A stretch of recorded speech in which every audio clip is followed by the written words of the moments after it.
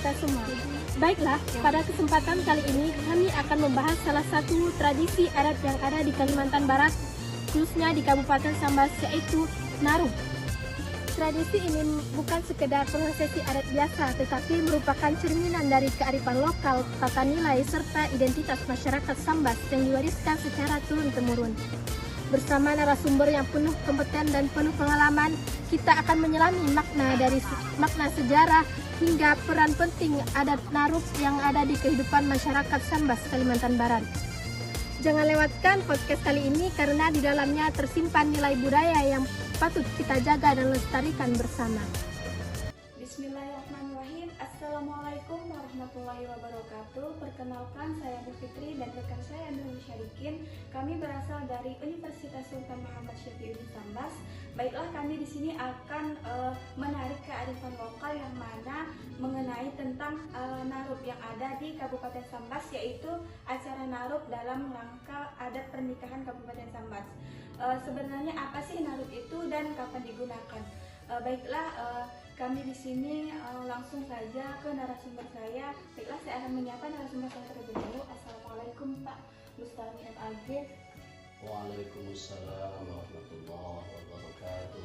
Terima kasih telah menempatkan waktunya pada kali ini, pada podcast kami kali ini. Boleh diceritakan sedikit Pak, apa sih yang dimaksud dengan tradisi Narub yang ada di Kabupaten Sambas ini? Ya, Narub itu berasal dari kata arafa. Ta'aruf itu artinya tempat atau arena saling kenal mengenal. Dalam tradisi masyarakat Melayu Sambas, Narub itu menjadi tempat berkumpulnya tokoh masyarakat, tokoh agama, tokoh adat, dan tokoh lain dalam kegiatan acara perkawinan, bisa juga acara akikahan dan lainnya yang sifatnya mengumpulkan banyak keluarga. Baiklah, langsung saja ke pertanyaannya Pak. Yang pertama yaitu, nah tadi kan sudah dijelaskan ya Pak ya, apa itu pengertian dari Narub dan sejarahnya. Langsung saja ke pertanyaannya, apa makna atau filosofi di balik tradisi Narub menurut pandangan adat Sambas? Sebagaimana yang saya pahami, karena kata ta'aruf itu berarti saling kenal mengenal dalam tradisi bahasa Arab, dalam pemahaman bahasa Arabnya. Dalam filosofi orang Sambas dulu, Narub itu tempat berkumpul untuk makan dalam acara perkawinan dan lain sebagainya, yang disimbolkan dengan makan bersaprah. Bersaprah itu dari kata bahasa Arab juga sifrun. Sifrun itu artinya kosong atau nol. Artinya orang yang makan bersaprah itu kedudukannya sama. Kemudian dia harus mengosongkan hal-hal yang sifatnya negatif sehingga bisa makan bersaprah. Artinya makan satu saprah dengan orang-orang yang tadinya walaupun terjadi hal yang berselisihan, namun karena sudah berselisih, karena sudah dalam tradisi bersaprah, dia harus mengosongkan semua hal yang negatif sehingga dia bisa makan satu saprah. Oke, baiklah, lanjut pertanyaan yang kedua Pak. Dalam acara atau konteks apa saja biasa tradisi Narub itu dilakukan? Yang paling sering dilakukan adalah tradisi acara pernikahan atau perkawinan. Tetapi bisa juga kalau menghadirkan banyak orang atau banyak keluarga, bisa acara akikahan, bisa acara pindah rumah, dan lain sebagainya. Apakah ada urutan atau tahapan khusus dalam pelaksanaan narub, Pak? Kalau urutan secara khusus tidak ada, tetapi dalam tradisi taruh itu tokoh-tokoh masyarakat yang dianggap penting seperti misalnya pejabat dalam pemerintahan itu diletakkan di tempat yang paling depan atau istilahnya di paruh yang paling atas. Kemudian posisinya di sebelah kanan. Kemudian baru urutan berikutnya adalah tokoh masyarakat, pemuka agama, dan lain sebagainya diurutkan sesuai dengan jabatan dari undangan yang hadir. Baik, lanjut ya Pak. Apakah pelaksanaan narub saat ini masih sama dengan zaman dahulu? Apakah ada yang berbeda atau berubah, Pak? Acaranya sama, hanya terkadang dipersingkat saja. Kalau dulu karena di taruh itu, acara naruh itu membaca lantunan zikir seperti Assalamualaikum itu dibaca secara lengkap. Namun sekarang dipersingkat, dianggap membaca hal-hal yang dianggap penting saja, sehingga waktunya jadi singkat. Dan perubahan juga di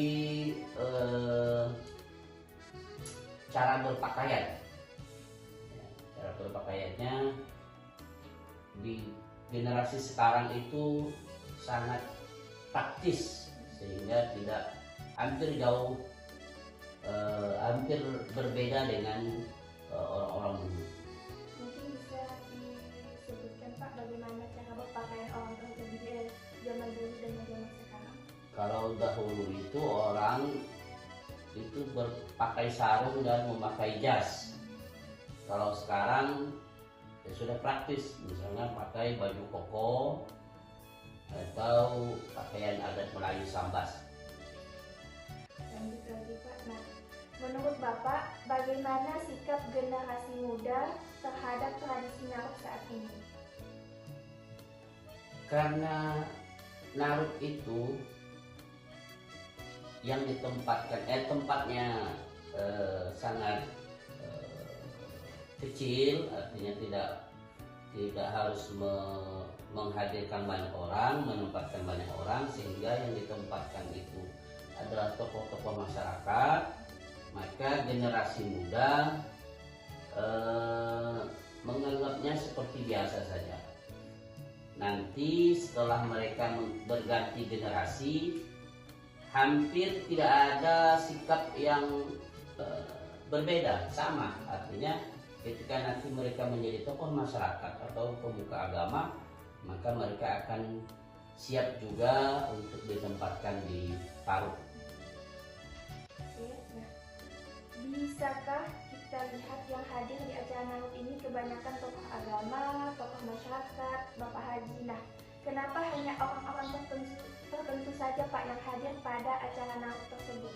Ya, seperti saya sampaikan tadi bahwa tempat taruh itu terlalu kecil untuk menempatkan semua orang yang hadir, karena acara kawinan itu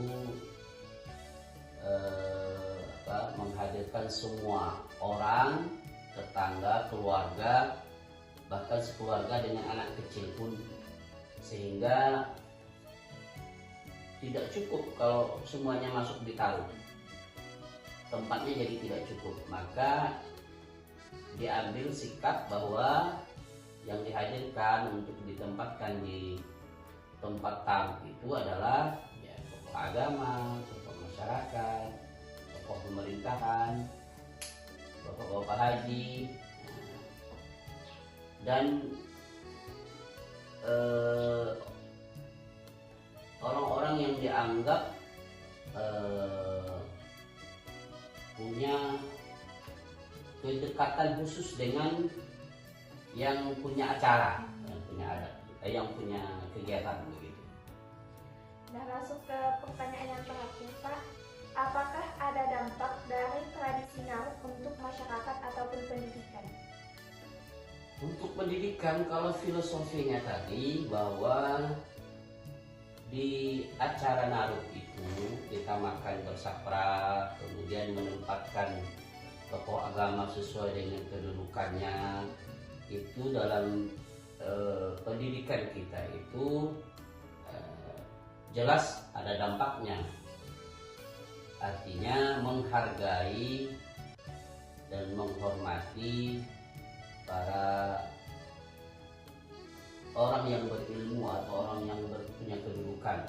Kemudian dampaknya terhadap masyarakat, acara di Tarub itu acara yang positif, sehingga dampaknya pasti ada. Artinya karena nuansanya kita ini Melayu Sambas, nuansa agama Islam, maka di kegiatan di Tarub itu hampir 100% bernuansa Islam, jadi sangat positif.